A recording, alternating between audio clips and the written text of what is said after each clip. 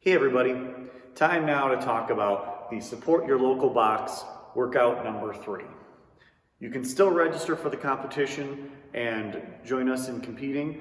Go to games.crossfit.com, click the fundraiser link and follow the steps. You can still compete in workouts 1 and 2 and submit your scores, but today let's talk about the third workout. We've got ourselves a chipper today, 50 reps of everything as you can see. We've got 50 dumbbell deadlifts, 50 ab mat sit-ups, 50 step-ups, 50 single arm dumbbell thrusters, all done with a time cap of 20 minutes. So let's go through each of these exercises, talk about how they're supposed to be done and how you can do them at home if you don't have the required equipment. Now, this one compared to the first 2 workouts requires the most amount of equipment, which is still not a lot, but let's get into it. So for your dumbbell deadlifts and dumbbell thrusters, the prescribed weight for the men is 2 or 1 50-pound dumbbells. For women is 35-pound dumbbells. Begin the dumbbell deadlifts with the dumbbells on the floor on the outside of your feet, standing at full extension. You're going to then hinge over, pick up your dumbbells, stand fully up, just like you would with a barbell. Then every time you go down, you're going to touch the front end of your dumbbells to the floor, standing back up. If you do not have 50-pound or 35-pound dumbbells, you can certainly use a lighter pair of dumbbells if you have those at hand. If you don't have dumbbells, that's where you may have to get a little creative or use what you have. So if you don't have dumbbells, maybe you have a couple of kettlebells, you could do that. If you don't have any actual weights, you could kind of make your own. Again, be creative, but also be smart. Use something that is safe to perform the movement. That's the number one thing. But be creative in what maybe you want to use for your dumbbell deadlifts, as long as it's appropriate amount of weight. If you have a bar but you don't have dumbbells, go ahead and use a barbell. Not a big deal. For your sit-ups, we've talked about sit-ups in the past, so if you don't have an ab mat, you could certainly kind of make your own using either a rolled up towel or a balled up sweatshirt. It'll kind of form into that ab mat curvature to help support your lumbar spine. If you don't have that, or maybe it still isn't very comfortable for you, you could certainly do straight-legged sit-ups, or instead of the butterfly version, or you could do crunches with your feet up on a chair. For the step-ups, if you don't have the prescribed height, for the men is 24 inches, for the women is 20 inches, whatever you can safely step onto, that is at a reasonable height. So I know at my house, I don't have a box that is 24 inches high. The closest thing I have is probably some folding chairs, which is not super safe to step onto. So it's not exactly what I would want to use. So again, be smart, be creative. You can use, if you have some sturdy chairs or stools that you could use, go ahead and use that. If you have to use stairs or steps, you can do that as well. If you need something with a little bit of stability, go ahead, set it up next to the couch or a handrail. That way, again, you can be safe while you're doing this since you're on your own. Another option, if you don't have an object to step up onto, is you could do a Bulgarian split squat, setting one foot up behind you on a chair or a couch, going down in a lunging type motion, doing 25 reps per leg, just like you would for the step-ups. After the step-ups is our thrusters. We talked about that. Make sure you guys go full depth on your squat. As you come up, use your hips and legs to extend that weight all the way over your head. Again, if you don't have a 35 or 50-pound dumbbell, use a weight that is safe for you to perform the movement and is, relative to where your skill set is at. Now, when it comes to your step-ups and your thrusters, you do not have to alternate sides every other rep. So you don't need to do right leg step up, left leg step up, right leg step up, left leg step up. If you wanted to be so inclined, you could do 25 step-ups in the right leg and then 25 on the left. Same thing with your thrusters. If you can get through all 25 on one side and then do the other, it may benefit you in the long run, save you a little bit of time. Now, if you think that's going to be too challenging, then I don't recommend going that way. Okay? Break these reps up however you want to. Whatever is easy enough for you to keep track of. since you're probably doing this on your own. Whatever is more beneficial for you to get through this in a timely manner. Now, as you see down at the bottom here, there's a 20-minute time cap to this workout. I don't think any of you should have any trouble getting this done in under that amount of time. I think a great goal for this workout is closer to the 10 to 12 or 13-minute range. That's what I want you focusing on. Now again, it may depend on how you have to scale some of these movements or how you need to do them since you're doing them at home. We've talked about the options, we've talked about the workout. So now all we need to do is get into it. Now let's talk about the warm-up. As you may have noticed, this workout is very heavy on the legs. So we need to take our time warming up the lower body. I started off with about 10 inchworms.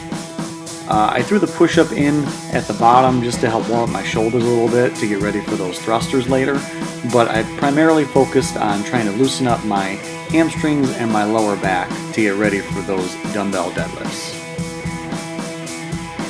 After the inchworms, I moved into a round-the-clock squats. So I did 10 squats in each position, starting nice and wide in a sumo stance position, focusing on depth and making sure my glutes and hamstrings were nice and warm. With each one of these 10 squats, take your time, focus on range of motion and making sure you're engaging the right muscles. Each time I scooted them in just a little bit closer until the very end, my toes were straight ahead and my feet were pretty narrow.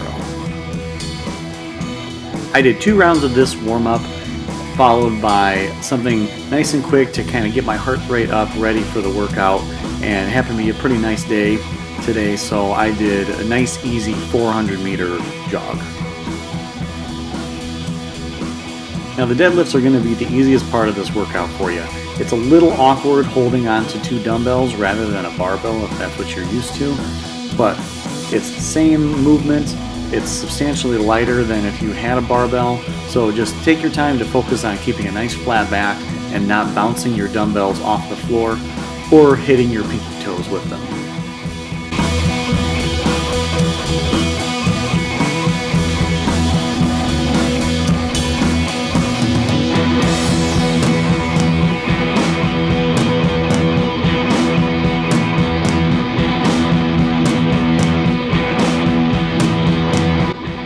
I'd like to take a minute and talk about the sit-ups. So if you go to the official score sheet for this workout, it talks about the sit-ups and it says to do them with an ab mat in a butterfly position like I'm doing, but keeping your arms down and just reaching them forward to touch the floor next to your shoes.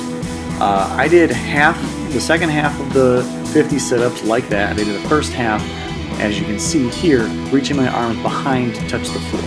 Now the reason I did that was to see how the difference really was. There's definitely more strain on your abdominals keeping them down as long as you don't throw them overhead to get some extra momentum. Now that is difficult to not do when you have so many of them to accomplish, but I think it's good to know either one and try both out. So I figured I'd give it a shot, see which one I liked better, which one worked a little better. I think you can make a case either way. When you reach your arms overhead, it gives your abs a nice little stretch and a bigger range of motion. When you keep your arms down, it keeps the tension on your abs. So I think it's a good way to switch it up. Try both. As for your step-ups, the most important thing is just finding a groove, keep pushing through. It's going to be 25 reps on each leg. I decided to do all 25 on my left and then 25 on my right. As long as you can kind of get into a pattern, keep a nice steady tempo going, maybe get your arms into it without overthinking it too much, you'll be just fine.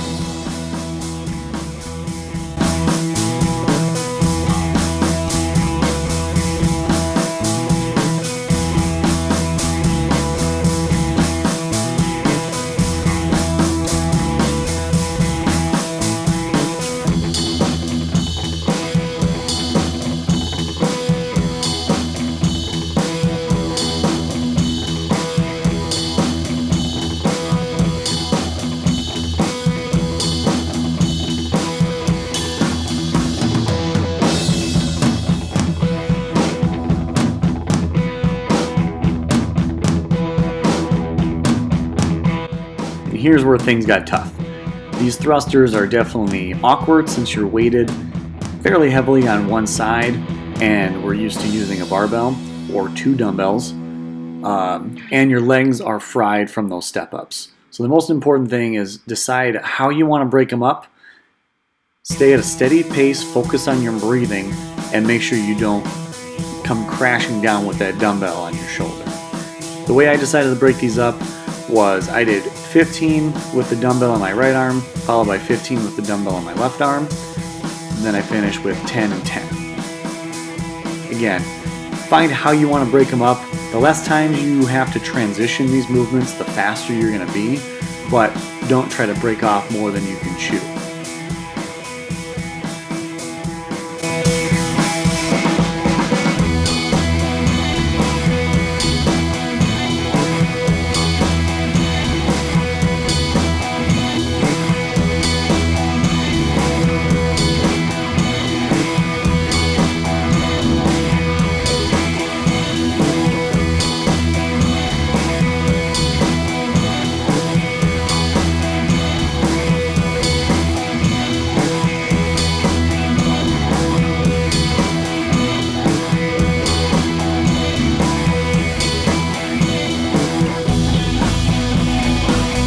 Don't forget, even if you're doing this at home, wipe down your stuff, pick up all your toys, don't leave a mess.